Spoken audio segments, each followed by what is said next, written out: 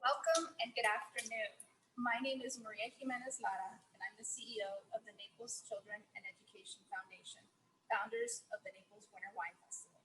We are so excited to have you join us today for our very first Purposeful Pairing, in which we support our local business partners to also help fulfill our mission and expand on our cause.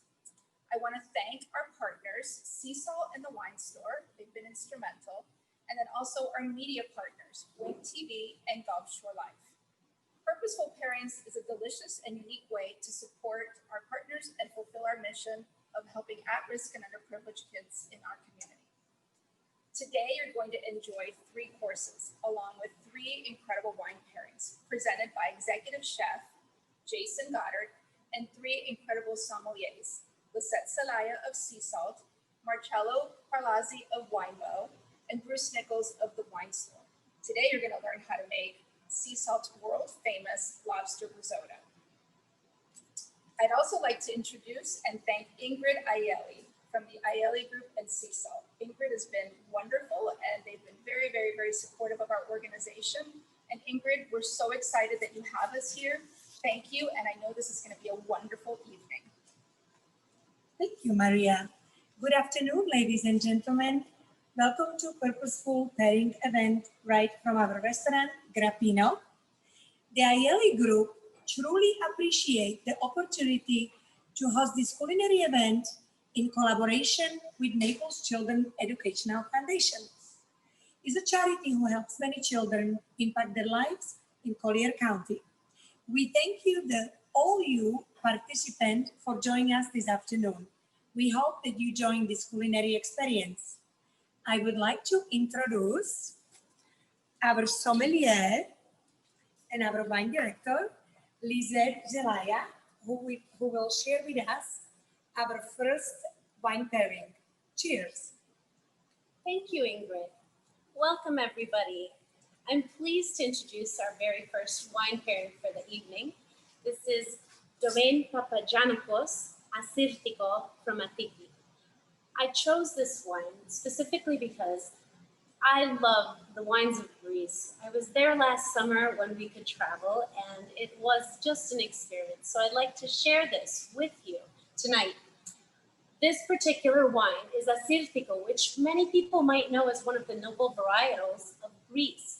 However, it's different in that it's grown on the mainland, and it's only about 30 kilometers away from Athens, but very close to the coast on a really site-specific microclimate little vineyard that is limestone rich, and it's north-facing. All of these things contribute to what makes this particular Assyrtiko atypical, but the perfect pairing for the food you're about to enjoy. The limestone helps maintain that minerality. Any wines grown on limestone are going to keep that freshness and vibrant acidity. The location is a warmer climate, so this wine has more body, texture, color, ripeness than most traditional Assyrtikos. And its close proximity to the ocean, or to the sea, I should say, gives it a beautiful salinity that just absolutely brings it home for this pairing. So I was completely 100% confident in this particular pairing. So I'm looking forward to giving this one a try with our chef, Jason Goddard's, our executive chef for the Aielli Group. He heads the teams at Sea Salt Naples, Sea Salt St. Petersburg, Barbatella, Grappino, and Dorona restaurants. So it's been a pleasure working with Jason for over 10 years, and he always brings always something new to the table. Chef? Wonderful. So today we're pairing with the Lisette's wine, the seafood salad. So it's a poached lobster, scallops, a little bit of sea urchin, and some braised potatoes. The sea urchin will give a nice minerality and a creaminess to kind of help pair with the wine. Thank you, Jason. You're welcome. So in looking at the wine, the first thing that I notice on this is that incredible viscosity. And when you look at that, that's due to the ripeness levels. The winery themselves actually harvest the grapes early in August, and that's in order to maintain the acidity levels. But that gold color is very rare. You don't normally get Assyrticos this particular color. And that wonderful ripeness is what gives this wine the nose. You have lots of melons, citrus, a lot of oranges. There's orange blossom on the nose, a little floral note.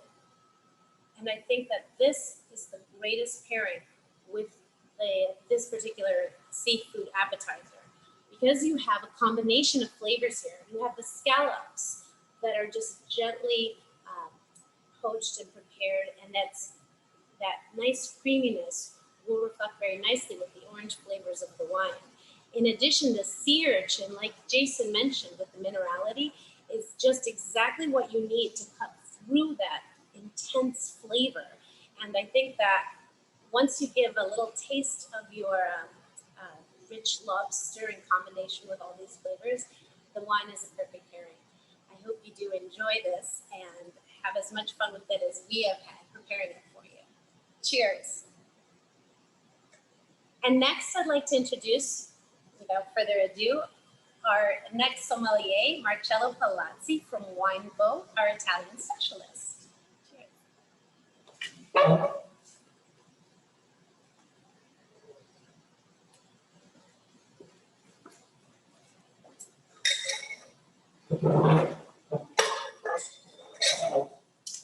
Buonasera e good evening to all of you, my friends. I am extremely happy and proud to be here today for this fantastic event.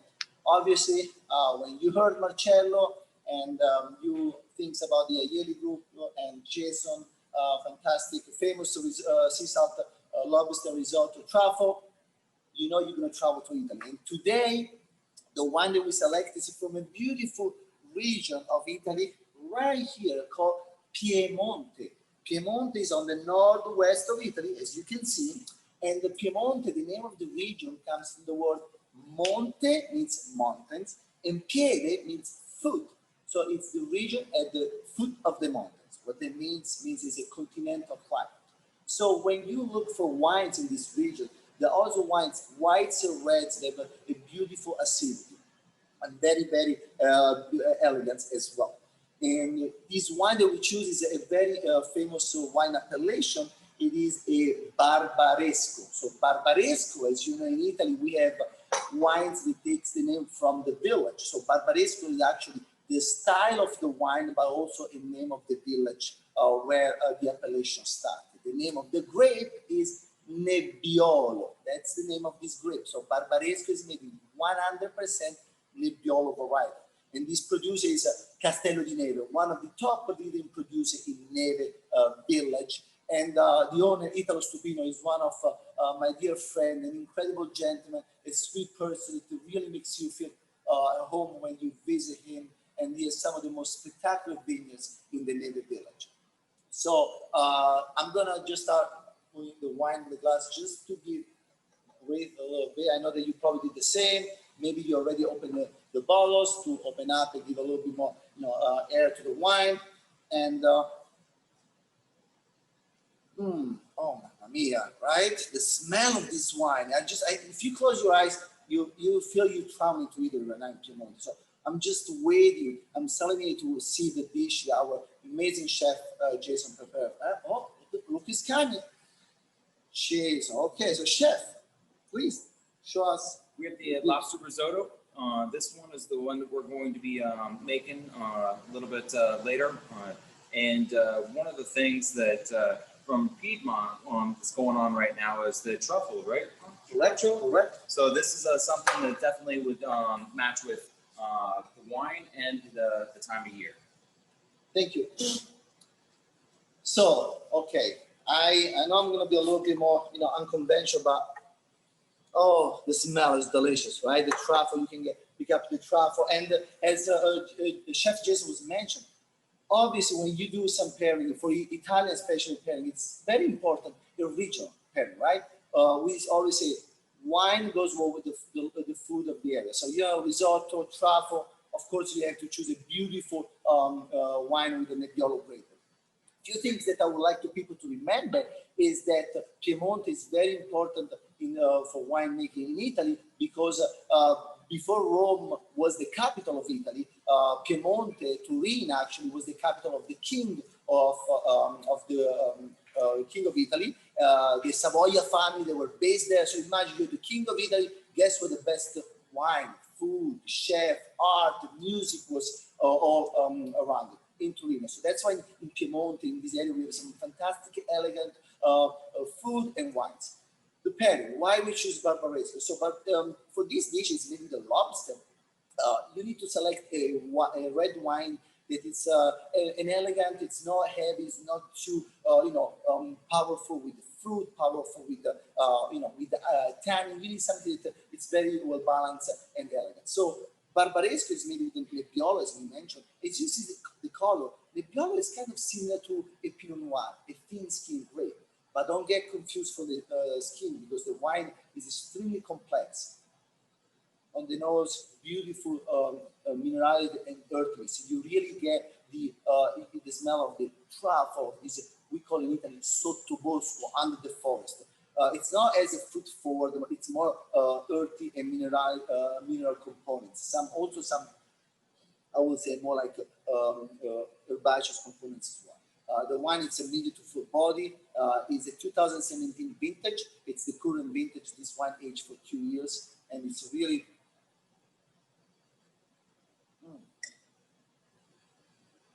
wow.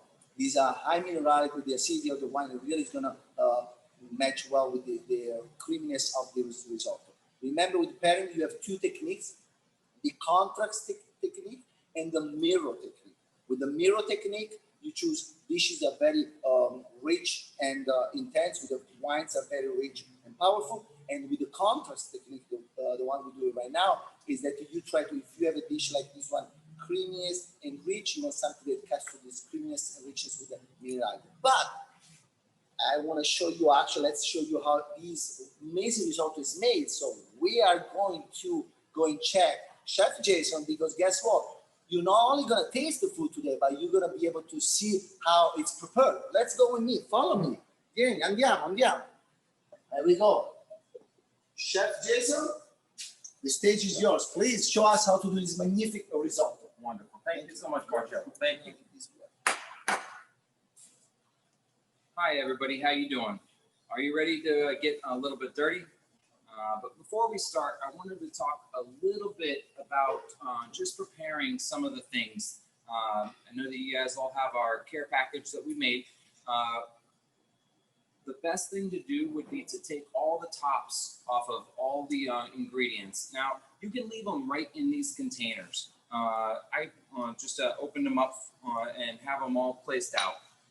You don't really have to place them out in any specific order, but just getting them ready when you're in the process of making the risotto will definitely help a lot. So before we get started, if you're going to be using gas stove, definitely try to get a pan with maybe a thicker bottom, or or if you're using electric, something that would be able to transmit the heat decently. We're going to be cooking a little bit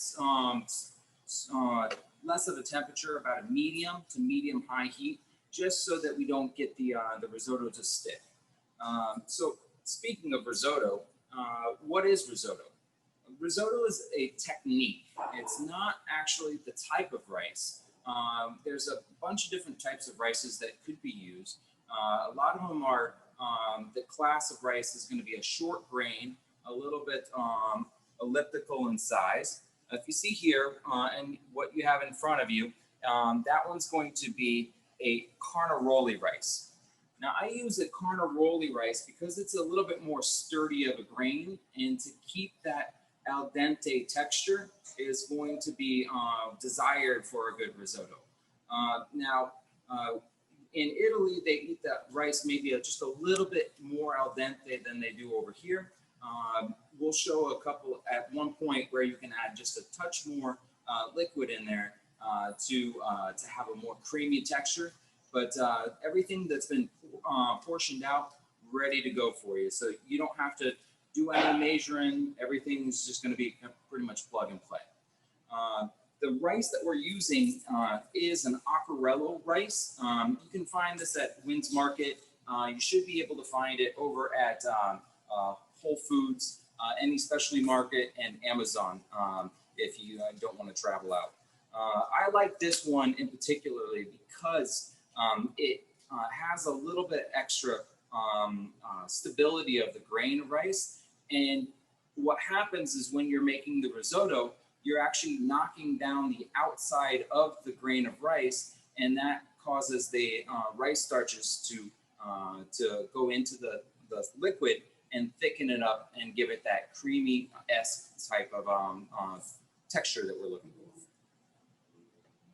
All right, so to start, we're gonna just turn our stoves on, and we're gonna preheat the pan for not more than a minute.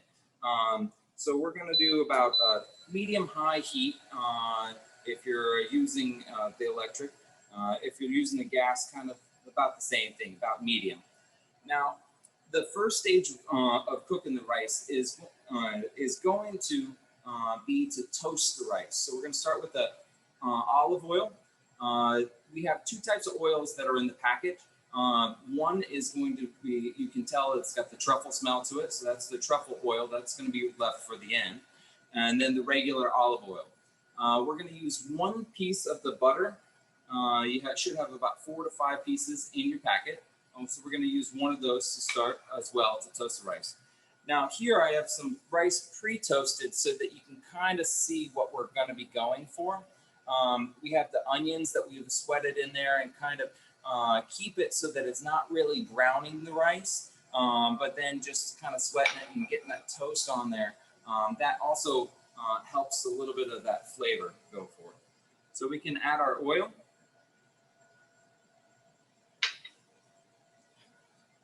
And then we're gonna just add one little piece of the butter. Now we got a little bit of action going on there. Now we're going to add the onion.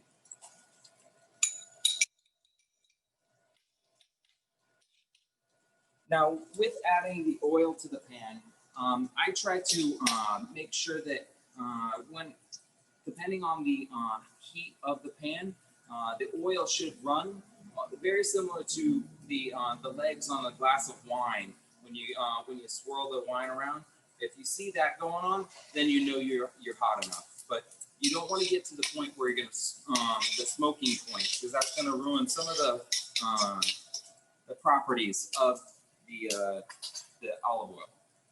So we're just going to sweat this the onions just a little bit, and now it's time to add the rice. We're going to add all the rice right in there, and at this point you just keep stirring it around until it starts to turn a little bit off-white. You're going to start seeing some of them. This process, you want to keep it from browning, but just a little bit of color and toast on there. And what we're going to use to keep that from over browning, or if it's starting to get a little brown, it's okay.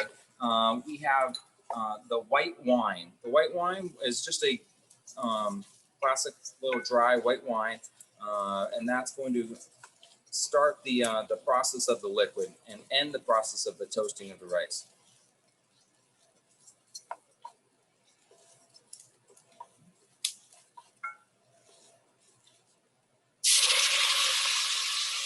There you go. And that's going to get that process there.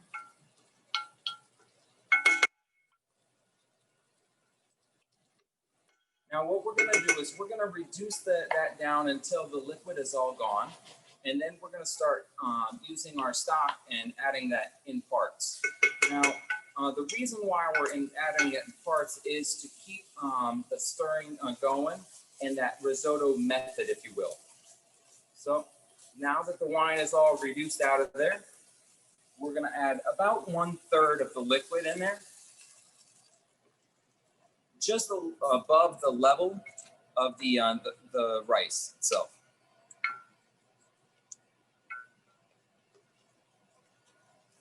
Now at this point, you got a little bit of time that if you need to stop, take a little drink of your wine, or you've got a second before you need to start stirring again. So we're going to add it in 3 parts. We're going to get to a point where about 10 minutes through, you're going to have the next part where you can kind of take a little bit of a break. This one you're going to reduce all the way down, and when you get to a point where it's starting to kind of stick and bubble through, you're going to want to keep stirring.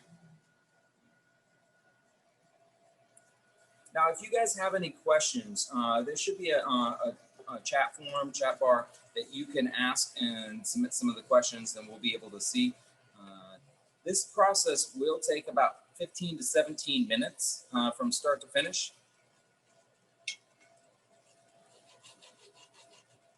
So you see it starting to, the liquid's starting to reduce down real good. Now we're going to keep going a little bit further. About 1 more minute, and then you should be about there.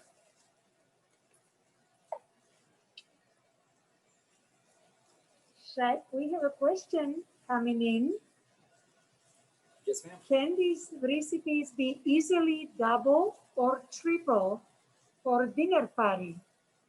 Yes. So what we're preparing right now, and the packets that you have are to make about 2 portions of the rice. Then what you can do, the recipe that's on the piece of paper, this one will make about 4 portions. But then you can just multiply it out. All right, so we are time to add the next liquid. See how it's kind of sticking there and all that liquid level is down? So now we're gonna add the next part of the liquid. And you can see we're about another third in there, just over the level.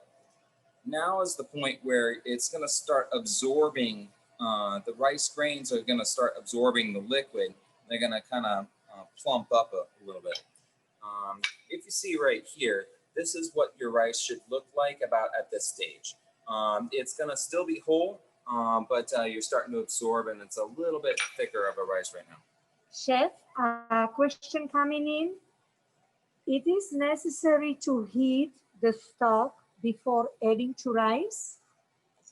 Yes, it's not necessary, but for us in the restaurant, we always keep the stock hot so that it keeps it boiling. If you have a nice pan and if you have a nice heat source, then you're going to want to keep it right at that bubbling area. Then you're going to be fine. So this one right here, what I'm using now is I pulled it out about an hour ago and let it just at room temperature.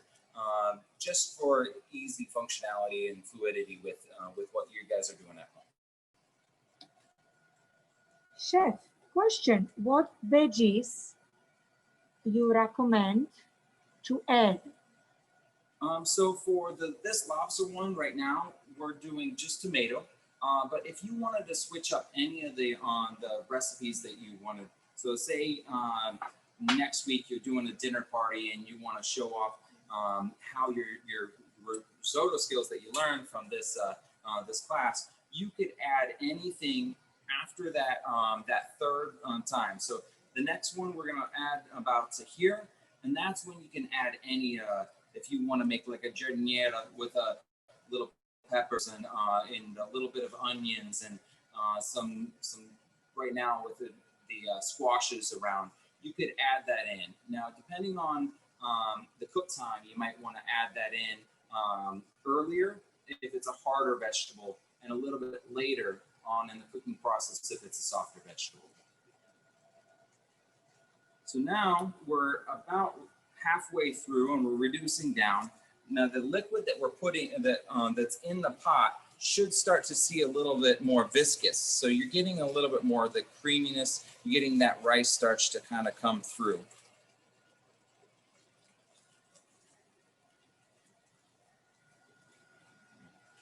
So at this point, you still have a second that you can kind of prepare your other ingredients. The next step after the next reduction, you're going to be adding your protein. We have the lobster, and we're also going to be adding the tomato.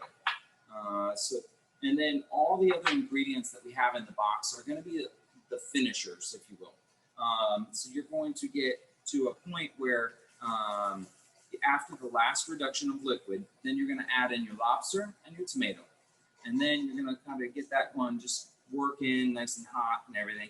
And then you're going to finish with the butter, the cheese, and a little bit of the truffle oil. And then at the last moment, with a little salt and peppers in there, at the last minute, fold in those greens just to keep them nice and bright and vibrant. Now we're getting to the point where it's time to add a little bit more of the liquid in there.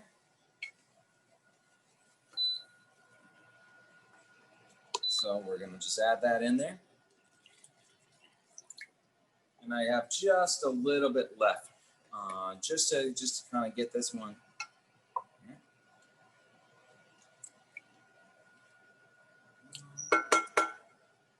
Now we've got a few minutes that we can talk a little bit more about some rice, or if you want to stop and get a nice drink, this is a little bit of a break time.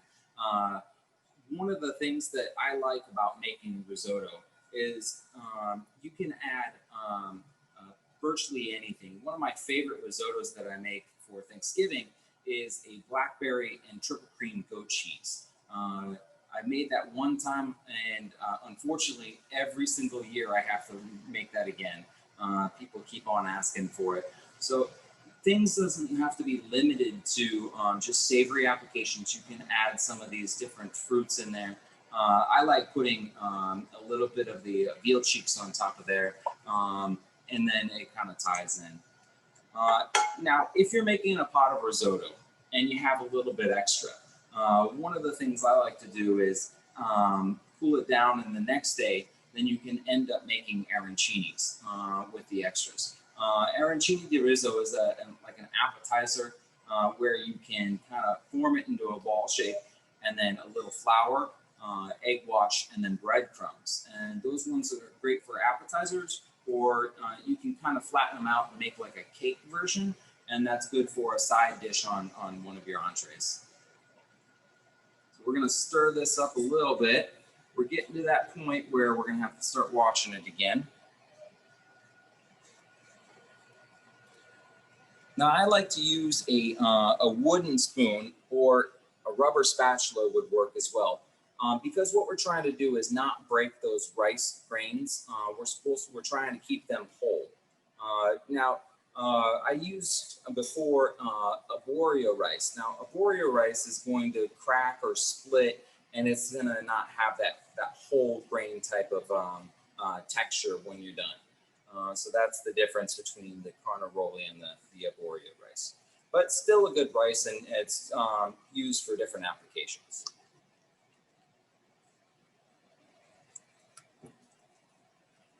So this one right here, we're to a point where we keep going.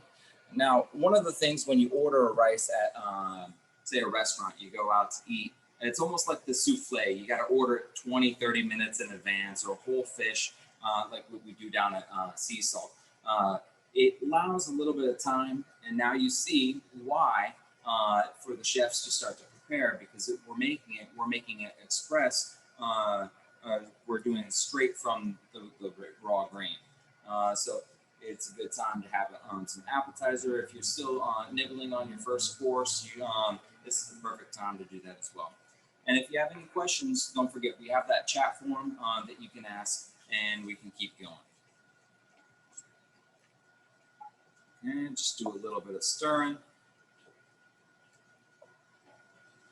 Now, say if you're at home and you're worried about it sticking too much on the bottom, you can add a little bit of more liquid and keep it from reducing all the way to the demi-sec than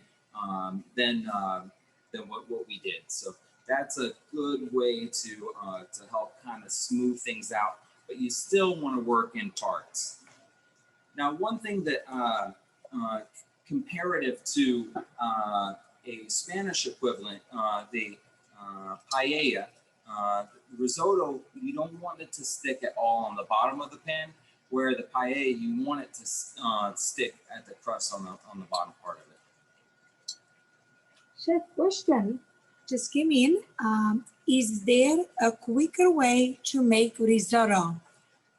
Well, there is a quicker way to make risotto, but it's by working in stages. So if you wanted to do this to the second reduction and then pull it off to the stove and just have a pot of rice just kind of hanging off to the side. Say if you're doing it like a dinner party and you wanted to get some of the stuff out of the way, you could do it all the way to the second reduction, leave it off to the side at room temperature.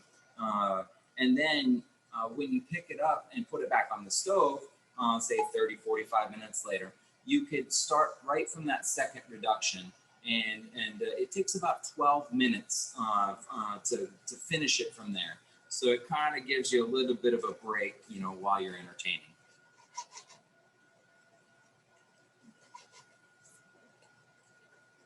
All right, so you should be about to the point where you're getting that liquid level all the way down. If your heat is a little bit higher than mine, it's okay. Then you're getting to that. You can add that last little bit of liquid in there. I'm about 30 seconds away from adding it. If you can see in there, it's getting there. Okay. Now at this point, you should be able to see that the grains really puffing up. And one of the cool things is if you take one of those kernels on the edge of your spoon, you should be able to see the al dente part of the rice. I don't know if you can see that or not, but it kind of looks a little translucent on the outside, and you see that the actual grain still intact in there, which is really, really good. And that's kind of what we're looking for. So with this rice, we're in a good spot. Now, say if you're vegetarian, or you're entertaining some vegetarian people. One of the recipes that I learned when I was doing a cooking class over in Bologna, over in Italy, I was touring the Agriform place where they make the Parmesan Reggiano, and well, they distribute it, and they make their version of it. It's called Grana Padano. Now, Grana is a beautiful cheese, just like Parmesan. So you could do a little bit of little butter and a little Parmesan. And instead of the lobster stock that we're using today, you can use chicken stock, and that will finish it up. All right, so we're to a point where we're gonna add our tomato and our lobster. Now we're just gonna go ahead and drop that right in there. Okay, a little bit of lobster, juice and all. Good to go.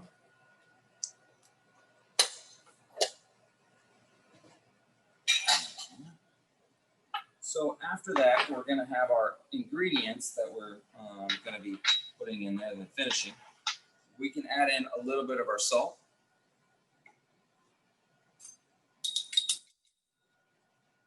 Like I said, all the things that you have in front of you are already pre-portioned, ready to go. Question, Chef.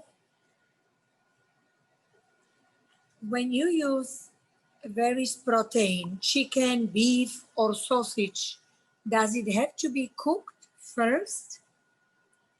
Okay, so that's a very good question. And kind of like the story I was telling you about the paella with the crust on the bottom, they do add things at different times. So if you have the ground sausage that's raw, you're going to want to start with that at the beginning part of it when you're sweating the onions. Now you have like a dry chorizo, you're going to fold that one in towards at the end like this point. This lobster has been steamed in the shell, whole lobster steamed for about 4 to 5 minutes, just to kind of get it set so it's got a little bit yet time to cook. Now, if you're going to use like a raw shrimp or anything like that, you could still add it in at this time, and it will cook all the way to completion. So yeah, if you're going to do like a chicken breast or some raw sausage, do that a little bit before, and then it will cook all the way throughout. And by the time you get to this point, then you could fold in any vegetables or anything like that, or partially cooked proteins, and then you'd be good. What temperature is induction set to? So this one is set to 6. We're doing electric version right now. So it's a medium to medium high heat. And as long as you keep that liquid in the rice boiling or just kind of simmering, then that's where you want to be. You want it to not stick together, the rice grains to stick together. Because when you let it stick together, then it's going to cause an uneven cook on the rice. One of the techniques that Fabrizio taught me was to keep the grains of rice underneath that liquid level, so that if you have any sneaking up on the side, kind of push that down there so that it will cook evenly. Now looking at this, we're about ready to finish it. You can kind of see it's just about to stick on the bottom of it. So this is a very important time right now to keep stirring. So work around the edges and the bottom, and I'm putting this on the tip of the spoon all the way to the bottom and kind of keeping that from sticking down there, working around the edges of it. You got the nice smell of the lobster and the tomato working. We're going to add the butter right in there. We're going to add the Parmesan cheese. Now, when you're adding the Parmesan cheese, if you need to, if it's too dry after you add the Parmesan cheese, you're going to be causing like a barrier around the rice, so it's going to be harder to absorb any of the liquids. So that's where we're at now is a perfect time to add that Parmesan cheese. You can see it's getting nice and creamy. We're going to add in our truffle oil.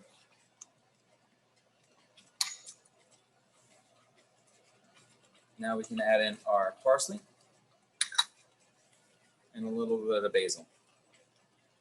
Now we're in the home stretch. You just got to keep stirring this one, because at this point you want to let all that cheese and that butter and everything and all the rice and everything just finish and kind of mold together. Now, at the point of the rice being fully cooked and the right texture, it should be thick enough where it can kind of fall on the plate, not just run right on the plate. So that's why we're just kind of moving that around, letting that last little bit of liquid kind of evaporate out of there.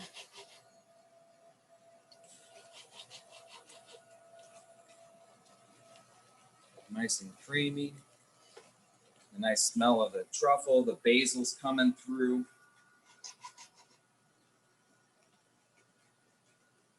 And we can cut the heat off on this. You can see it right there, nice and creamy. Let it kind of just finish. One of the things with having it in a nice thick pot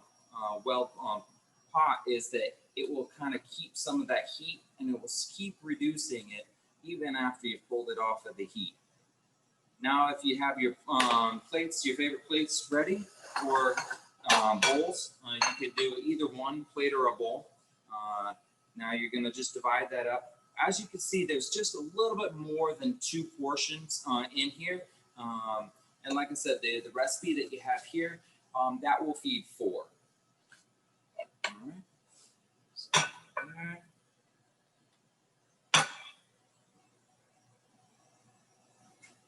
and voila.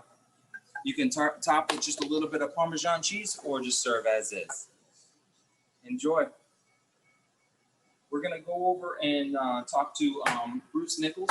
I want to thank you again for doing the Purposeful Pairings with us. And anytime that you guys want to come to the restaurants and have some risotto, or I can come to your house and you can make it for me. All right, enjoy.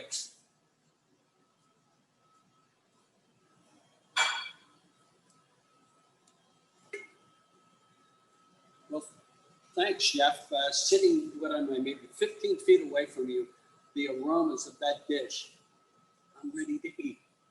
So So my name is Bruce Nichols. I'm at the wine store, and it's an absolute pleasure to be here with Ingrid and the team from the LA group, as well as with NCEF. And today, I want to send a special shout out to Lisette for really taking us outside the box a little bit with this particular pairing. Champagne and sparkling wines are a wonderful, wonderful way to end a meal. But generally, when we think about dessert wines, we think about either on the red side, we drink port, or on the whites, Sauternes. And both of those wines are heavy, relatively heavy wines. So this is an opportunity to end a wonderful meal on a little bit lighter note with the sparkling wine. And Lisette has picked out a particularly unusual, if you will, and an unusual in a good way, but a very different wine. And I think the best way to talk to you about this wine a little bit is have you look at the label. We want to look at both the front label and the back label here, and it will help bring into focus what this wine is all about. Henri Champagneux. This Henri is the grandfather of the present owner, Alex Rivard, of this particular wine. Henri was quite a character in his day. He not only had a very, very deep passion for wine, he was also a racehorse fanatic. And in fact, in 1955, his horse, which is the horse's name was Wild Miss. Wild Miss won the equivalent of the Kentucky Derby in 1955, and that race is held in Paris every year, just outside of Paris. So the name of the producer is Henri Champagneux, and it's Wild Miss, named for the horse that he was so in love with. And then there's a little band down at the bottom that says Method Ancestral, and a little bit about this method, if you will. There are three methods to make sparkling wine and make champagne. The one that we're most familiar with, of course, is method champenoise, and that is what the majority of champagnes, and especially in the upper tier of quality. But there are three tiers. There's method champenoise. There was the Charmat method, which is bulk, and then there's method ancestral. The method champenoise, the way champagne traditionally is made is that it goes through two fermentation processes. The first fermentation process takes place in the tanks or in the barrels, and then the secondary fermentation takes place in the bottles themselves. That is method champenoise. On the Charmat method, it is the wine is both primary and secondary fermentation happen in the barrel. And the secondary fermentation, and here's where the big difference between the first two methods and method ancestral is that there's what they call dosage, which is basically it's a liqueur with sugar added to it, liquid sugar. And that really kickstarts after the wine is fermented fairly dry in the barrel. Then they add the dosage into the bottle, and they lay the bottle down for some period of time, and the sugar begins to react with the grape juice with the wine, and it starts a secondary fermentation, which of course gives it its great bubbles. Now, with the method ancestral, the difference is there's no dosage added. This is a very, very natural wine. It is so there's no sugar added. The sugar in this grape, or the sweetness in this wine, comes strictly from the grapes themselves. So I'm looking forward to once again trying this with the chef. Hey everybody. I don't know if I can live up to the wine. That was a beautiful explanation of it. But what I paired today with it was the white truffle panna cotta with fresh figs, and then I used a little bit of truffle honey and some cassis. This one, you get a little bit of the sweetness You get a little bit of the truffle going in there, but then it should have a nice kind of medium to it afterwards, and let the wine do the rest of the talking. Great. Thanks, Chef. The plate is absolutely gorgeous. The interesting thing about the pairings here, and the little word on the back of the bottle, there's a word called demi-sec. Demi-sec is basically the level of sweetness in champagnes and sparkling wines. Demi-sec, this particular wine has about 40 grams per liter of sugar. A good comparison might be to Brut, which I think is the most common champagne that we drink. And with Brut, you're at about 10 to 12. So you're literally looking at about 4 times the amount of sugar, which I'm sure raises a few eyebrows, making you think that this wine is extremely sweet or cloyingly sweet. And it is nothing of the kind, quite honestly. You're going to find that it's very, very refreshing. So demi-sec refers to the level of sweetness in the wine. And one of the things I strongly recommend when I talk about food and wine pairings is that the best way to appreciate how the wine and the food marry together, if you will, is to take a sip of the wine, a bite of the food, and then go back and take a sip of the wine again immediately following your bite. And you're going to find, I mean, almost across the board, and especially if the wines are balanced and really make a great pairing, you're going to find that it changes for the better, both the wine and the food. So I encourage you to go ahead and put your nose in the glass, see what you smell. What I get out of here immediately is fresh strawberries. I mean, the strawberries just jump out of the glass. The grapes that are in this particular bottle, the Burgundy region has basically 4 grapes, 2 reds and 2 whites. One Burgundy is Pinot Noir, which everybody's familiar with on the red side. And on the white side, it is Chardonnay. But you also have, south of the literal line of Burgundy, you have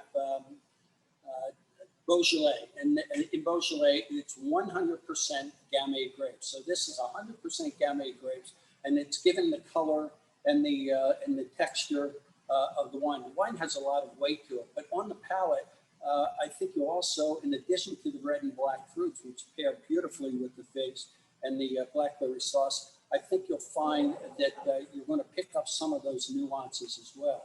So again, I want to thank Lisette for really just a brilliant, brilliant pairing, and eat, drink, and be merry. Enjoy.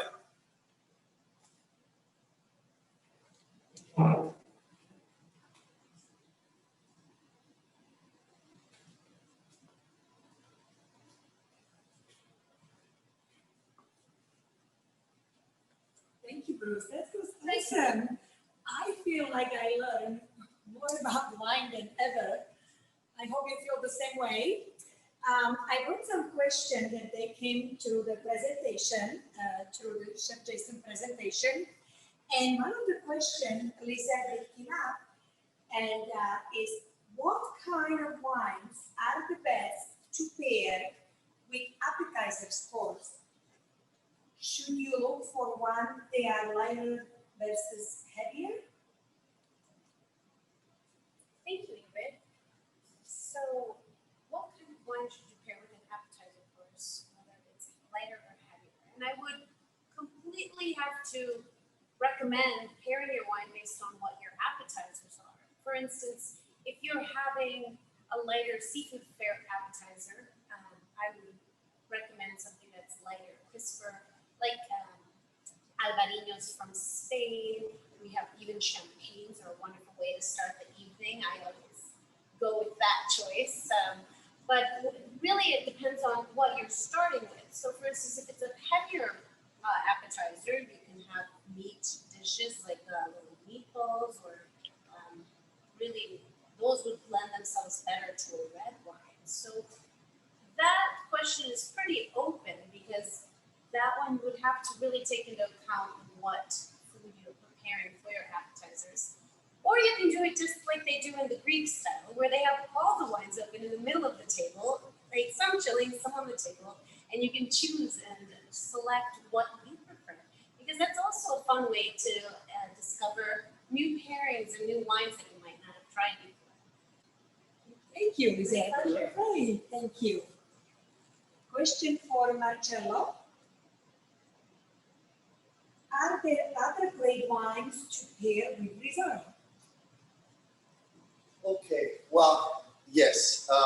The most important thing to remember, I believe, when you pair, it's not just in this case, the risotto, the grain or the carbohydrate, but also the other components, right? If it's going to be a seafood risotto, if it's going to be a mushroom, if it's going to be a risotto with some meat component, creamy, cheesy. So it depends on the other ingredients that all together make the dish. But traditionally, as I mentioned before with the second pairing of tonight, it's always a good idea to remember the the regional food goes with the regional wine. So in Piemonte, risotto is very popular. In Piemonte, actually the risotto that Jason chose tonight comes from Piemonte. And I would say that we have a real life there with some great wines, whites and reds from Piemonte to pick. So if you want to do a risotto that it's a little bit, let's say you do a something on the lighter style for risotto, maybe with some, notes of lemon or maybe some a little bit more citrus notes, you can have a Hermes. If you do something with a little bit more mushroom, some cheese, like some beautiful Fontina cheese, you may want to go something like a little bolder red, like a Barolo, or maybe even if you want to do something a little bit softer, you can even choose a wine that is a little bit more medium boiled, depending how you feel, if it's your first wine, first dish of the day, or if it's your second, on the meal. But I will say, generally speaking, that you have an open, selection with risotto, depending of what kind of protein or other component on the dish. Thank you, Marcello. We have a question for Jason. What is the sauce that was included with appetizers? And now the question, if you can reheat any leftovers the next day, can you give us input? So yeah, the sauce that was with the appetizer course was made out of the sea urchin. Wanted to give it a nice creamy kind of seafood flavor to keep with it. I started with a little bit of a shallot and a little bit of white wine, some Pernod, and then sea urchin, and then I blended it up really super creamy, so it had that continuity throughout the dish. That one, if you want to heat it up, you can, but it's best probably about room temperature and tepid for the cold seafood appetizer. But one of the things that with, if you have a little bit of extra risotto, just going back to that, because we just spent 30 minutes making it, and we had a little portion that was extra left in there. Now you can cool that down in your fridge, or let it cool down on the countertop, and then you can keep that for tomorrow, and you can make those arancinis like I was saying. Or if you wanted to reheat it and say you wanted a quick lunch, just take a little bit of broth if you have some chicken broth, or just a touch of water, because all the flavors are already in there. And then just in a saute pan, just reheat it just ever so lightly by adding just a little bit of liquid there, and then you're ready to go. Great. Soon we will all feel like the pros. Question for Mr. Bruce is, should all the sparkling wine be served in food? Ooh, what a controversial question that is. As you may have noticed on the table when I was tasting the wine, I poured that wine into a wine glass, a standard wine glass. Ideally, the new conventional wisdom is that you should drink champagne in a wine glass. And there's some valid reasoning behind that. And that is that the rim of the glass, of the wine glass, has a much wider opening. and that promotes better, on the nose. You just get a lot more of the fruit and a lot more of the attributes that are locked inside the wine, especially when they're in those narrow flutes. So I think the best glass, if you have a wide range of glasses, wine glasses, would be something like a small Chardonnay glass or a Riesling style glass. So just a little bit wider glass, and I think you'll find that the wine really opens up, and both on the nose and then on the palate. Oh, thank you, Bruce. I hope we learned today, and we all become fluent.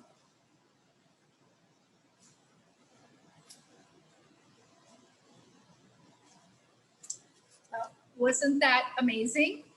I hope you enjoyed this evening as much as we did. We had a lot of fun putting this together and working behind the scenes with our partners. I would like to once again thank the Aielli group, Ingrid, Jason, Marcello, Lisette, Bruce. Thank you so much for all the time and energy you put into this. They spent countless hours trying to perfect what we were able to deliver to you, so I hope you enjoyed it. Thank you again also to our media partners, Wink TV and Gulf Shore Live. And thanks to each of you for participating and helping to support our local restaurants and to help NCEF fulfill its mission to support the most vulnerable children in our community.